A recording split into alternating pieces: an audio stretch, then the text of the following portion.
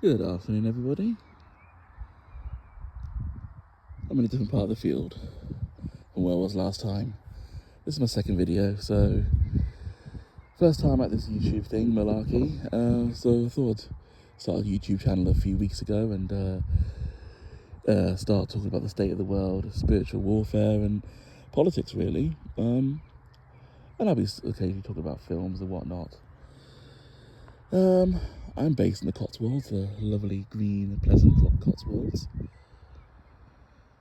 So I just thought I'd like to talk about today recent events in politics, particularly the rise of Reform, Green, and most importantly, Restore. Now, since the last video, I've posted the Greens have gained Gorton and Denton, a historically left-wing seat, but of course they're celebrating it like it's a left-wing electoral national general election win. I mean, don't jump the gun. Also, Trump started a war in Iran. Again, a very bad idea. Quite frankly, we don't want more neoconservative wars. We don't want these forever wars anymore. And also, we're seeing Reform are just basically re-Tory. I'm still holding my nose and voting for them in the local elections, just simply because we still aren't standing candidates near where I am. He's focusing, Rupert Lowe that is, focusing on Great Yarmouth, a seat I think, and I know he can win. So I'm talking about the planned rise of Reform and Greens. I mean, it's quite clear what's happening. The Tories are dying. Labour are in free fall. I mean, the Mandelson scandal is not going away for Starmer, and I think this will definitely dent his number of seats in Parliament after May. I think it's debatable as to where Starmer will step down or not. If they have major losses to Reform and the Greens, I can see them forcing a no-confidence vote for Starmer, because I think he'll be forced to go. He won't voluntarily step down. He's not that sort of person. He expects other people to step down, but not him, no. Starmer is that malignant narcissist who, you know, the same standards he applies to everyone else don't apply to him. So this leads me to Reform and the Greens. Now, their rises being somewhat well-timed. Reform are replacing the Tories on the neoliberal right, and the Greens will replace Labour on the neoliberal left. Now I know what you're thinking. Zach Polanski is anti-establishment, you're saying. He's railing against the system. He's going to tax the billionaires. Yeah, he's saying that for now, for sure. And, you know, I am very much to two minds about Zach Polanski. Apart from the fact that I do think he is a bit of a loon who will never be Prime Minister realistically, I think that when the time comes, he will either change his position and soften his stance and become more centre-left, but still appealing to the far-left fan base he's built up. And I also think if it's not that, he will be forced to step down for some reason or another. That he will be pushed out, shall we say. He won't be allowed to be the leader. I mean, take a look at Jeremy Corbyn. He was Labour leader from 2015 to 2019. And, you know, he wasn't allowed to be Prime Minister, basically. The media running stories on him. Now, in regards to your political leanings, I don't align with Corbyn on anything. But it does seem to be the case that the media had all the power. The Paymaster Generals. You know, because Jeremy Corbyn was genuinely speaking against the system. Whether you like him or not, I do believe, you know, he wanted to have his own version of change. I didn't particularly like the man, I didn't support him, but he did offer something new for people, and Zach Polanski is as well. But at the same time, I also have to be suspicious. You know, as we're seeing the demise of the Tories and Labour, we're seeing two new parties take the place. It's this classic, isn't it? The UNIP party needs new substitutes, needs new players to keep the system in place. So what do you go and do? Wind down the Tories, make Labour as unlikable as possible, and have two new parties saying things that the populace want. For Reform, they are supposedly anti-immigration, mass immigration, and supposedly pro-British. With the Greens, they are railing against the billionaires and want to tax them to oblivion. So they're saying things that are very nice and very, very neat, aren't they? But then I'm very sceptical because they're being allowed to rise. They're having a lot of media attention. I mean, I just had to take a look at Liz Truss. Now, I'm in two minds with Liz Truss. A part of me thinks she was a plant to further discredit the Tories and finish them off basically, so they could have their favoured person, Sunak, continue to carry out this agenda until the Tories inevitably lost in 2024 and were replaced by Labour, led by Starmer. But I also believe that she probably was set up, that she tried to make too many changes too fast, too soon, and was disposed of by powers that be. It's hard to say with Liz Truss. I'm not sure where I stand with her yet. So you have the new players being primed to replace the old players now. But then you have Restore Britain. Now their rise is extremely fast. They are not playing around. They are doing quite well. They seem to be getting a lot of social media attention now. They're not getting the mass media attention, and I would say this is a good thing in many ways, because I think this is the revolution that's being untelevised, that we've been hearing about so often over the years. But what we are seeing with Restore Britain is their fast rise. Now, they have 130,000 members as of the 19th of April 2026. Who knows what that's going to be like in a week's time? A poll done last week put them 9%, just behind the Lib Dems. I mean, again, the Lib Dems are no longer relevant. I can see Restore Britain leapfrogging over them. I think we all know where Restore Britain are after the May elections. I think a lot of what's going on will, whether Starmer will step down or not, and we will see what's happening after May. But more on that in a minute. To compare the left-wing equivalent to Restore Britain, we have Your Party, an equally new party. In fact, probably slightly older than Restore Britain. Restore Britain was initially a group, it wasn't a political party. Your Party, led by Jeremy Corbyn and Zara Sultana, was formed, I think, around 2025. So they're a new party. Now, yes, their rise was rather chaotic. Their establishment was rather chaotic. It's mired in chaos, really. But so is Jeremy Corbyn. But the main point is that with how popular Jeremy Corbyn was from the mid to late 2010s, I mean, 2017 was peak Corbyn mania. He was the darling of the left. I actually genuinely believed he was going to form a government in 2017. That's how popular he was. But you'd think, people wanted Jeremy Corbyn to start his own party, so he does. But it doesn't seem to have landed. Maybe this could be coinciding with the rise of the Greens, I don't know. The Greens are a more established party.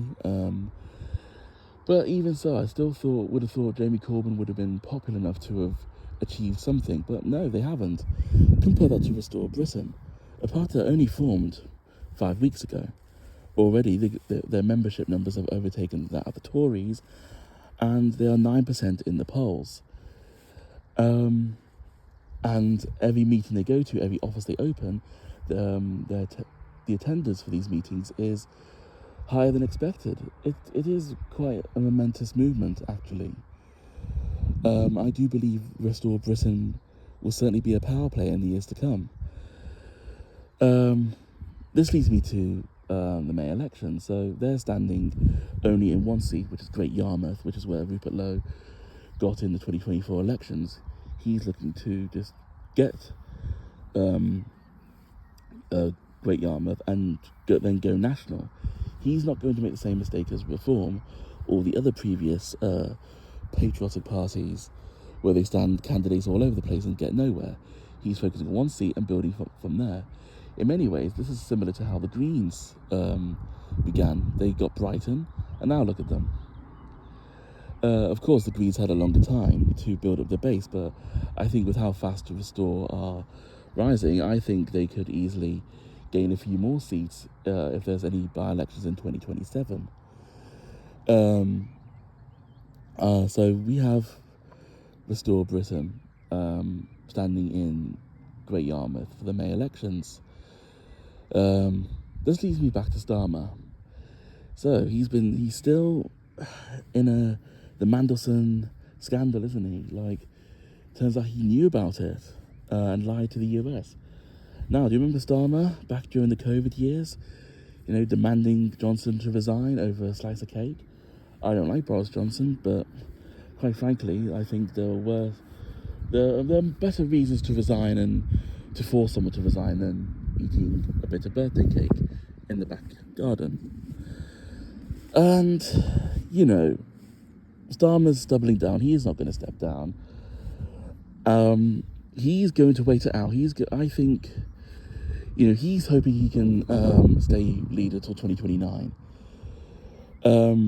I think when Labour inevitably lose seats to the Greens and Reform in the May elections, I think they will hold a no confidence vote in Starmer. And either he survives with the skin of his teeth, or he's forced out. Because he's not going to step down. He will be forced out. There will be no confidence votes, and he will be forced out completely. And probably replaced by Wes Streeting. Yes, I'm saying it now. I think Starmer will be replaced by Wes Streeting. It won't be Angela Rayner. I know a lot of people think it could be, but I think it will be Wes Streeting.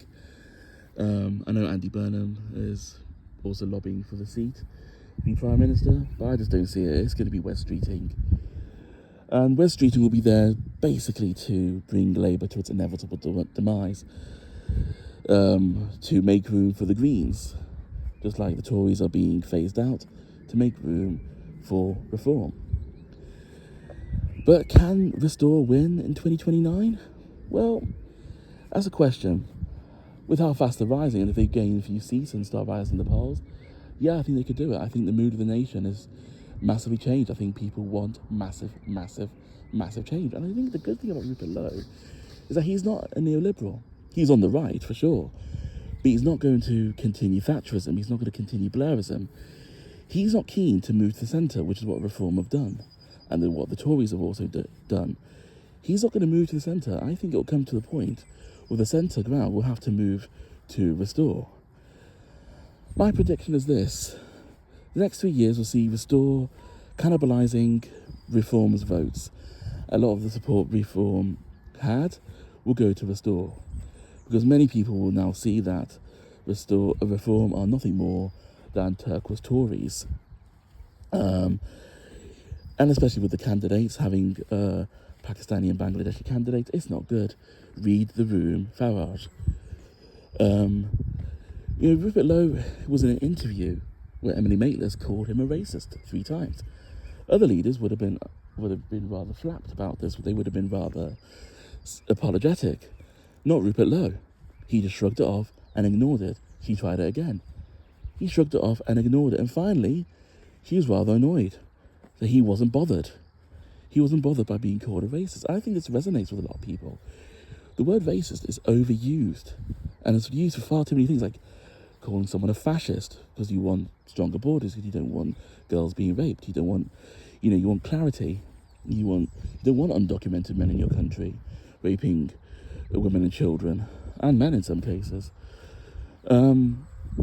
It is redundant, and Rupert Lowe is aware of that. He's capturing that sector. And I think the key thing is with Rupert Lowe is he's drawing in people who have never voted or drawing in people who have not voted for a long, long time. You know, people who have not voted for a long, long time or never voted are basically people that have never either believed in the system or given up on the system. But the fact that he's, drawing these people in shows that this is momentous. This is huge. We are seeing the untelevised revolution.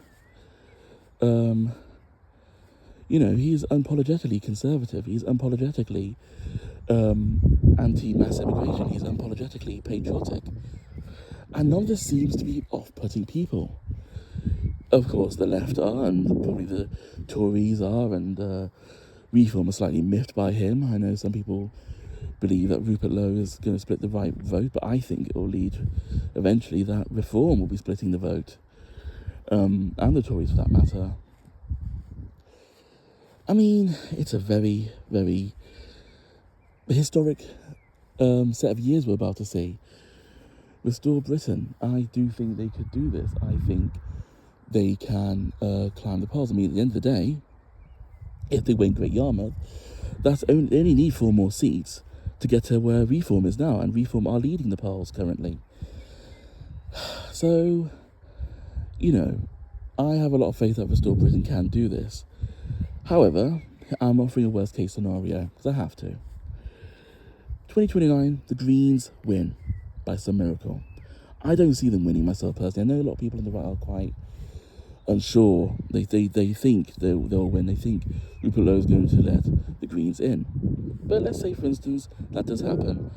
The right vote is split between the Tories, Reform and Restore, and the Labour vote collapses, and people go for the Greens. And the Greens win a moderate win. I'm not going to say a landslide victory, but they'll get a moderate win. Either that or they'll join a coalition with Labour or the Lib Dems. So you have that scenario. I mean, I would say that if the Greens did win in 2029, I mean, we would certainly get a Restore government in the 2030s at some point. They would definitely be the party after the Greens, because they are insane, the Greens. Their policies are insane. They basically want open borders. They want to give migrants the vote. I mean, disaster. We can't be having millions and millions of undocumented people residing here having a vote, say, in our voting system. We would most certainly have a Restore government afterwards. But I don't think it'll come to that. I think we will get to a sensible conclusion where Restore will quietly rise, and I think would potentially win. Question is, would I want a Reform Restore coalition? Well, yeah, anything's better than a Green government or a Labour government. It is, or a Tory one for that matter. I wouldn't really want a Reform Tory coalition, but I would swallow it for a few years and just basically tell people to vote for Restore even more. But yes, with Restore Reform Coalition, I mean, Rupert Lowe's ruled it out. I mean, I don't blame him. Farage threw him under the bus. Farage is rather disparaging Rupert Lowe. But if push came to shove, I would accept it, because I would have anything with Restore, quite frankly. I trust the movement. I trust Rupert Lowe. And I've never felt this energized by politics before, or a new movement. I guess this is how probably some people on the left feel, when they had Corbyn in 2017. Except we're in a much different position now. In 2026, this country is facing an existential threat to our existence, to our way of life. I mean, a lot of people think we could be heading for balkanization, where parts of the country become majority non-white. I've even seen people on the right accept this factor, and I won't accept it. I think the problem with the right, and the right really needs a few things they need to talk themselves about. And I say this as a right-winger, but we're a bunch of doomers sometimes. We really are. We're a bunch of doomers. I'll say one thing about the left. The left actually believe in their cause, and they do get behind them at least. Whereas the right does, some people on the right are doomers, they self-pity, and offer no solutions. They just like to roll over and give up. And not offer any solutions, not even try to offer solutions. And this is why I like the Restore Britain movement. movement because they're not being doomer. You know, they are being realistic, and they are, being quite frankly, pragmatic, grown up about this whole thing. People on the right need to get to more grips with that. Another thing about the right that needs to come to terms with, Rupert Lowe said, we basically spoke out against the Iran war, whereas Kenny Badenoch and Nigel Farage said that we should get involved. I'm not going to give Starmer credit for not getting involved, because he doesn't want to get involved because he wants to keep a certain voter base happy. But Rupert Lowe said we shouldn't be getting involved, and he's right. And I'm going to say something that will probably upset many on the right. Britain is no longer a global power. Britain is no longer even a regional power. When you have high streets that are filled with vape shops and Turkish barber shops and town centres that are dead and hollowed out, filled with people on drugs and crackheads, when you have potholes in the road where our services don't even work, where our transport system is beyond broken, our NHS is basically all but dead. You know, I think the NHS is gone. The NHS is long gone. No one's got the guts to announce it. So we don't have an NHS anymore. So this country is broken. We are not a power. So we have no business going to other countries and going into wars. If America wants to do that, let them. If the EU wants to do that, let them. Russia, China, India, Brazil. Let all these big countries solve the problems. Let Britain solve Britain. There, I said it. Britain needs to take care of itself and not of the world. You know, people are obsessed about being on the world stage. So, you've got people on the left who want to be on the world stage in the EU, and you've got people on the right wanting to be on the world stage, standing shoulder to shoulder with the Americans. The Americans don't look at us that way. They just see us as, useless partners, quite frankly. They don't see us as equals. They never have done. I've never believed in the American-Britain special relationship. And it's becoming more and more apparent that that special relationship is based on lies, especially when you got Donald Trump mocking our boys and girls in the armed forces, saying that we were never there in Iraq and Afghanistan. Yes, we bloody well were, Donald Trump. And the American right in general, I mean, goodness me, they've become the new woke. MAGA is the new woke, just on the right side. And Donald Trump's actions are basically leading America to a Democrat-dominated 2030s. MAGA is dead. MAGA needs restoration. I mean, America needs restoration. It does make me laugh when you get all these MAGA right-wingers basically mocking Britain, saying Britain is cooked, Britain is this. They're not like us. I just think, no, we're not like you, thank goodness, because we're heading for a Patriots party dominating, in the 2030s. What you're going to get is the Democrats. And the Democrats will have, I'm not saying woke is coming back, but there will be a new woke.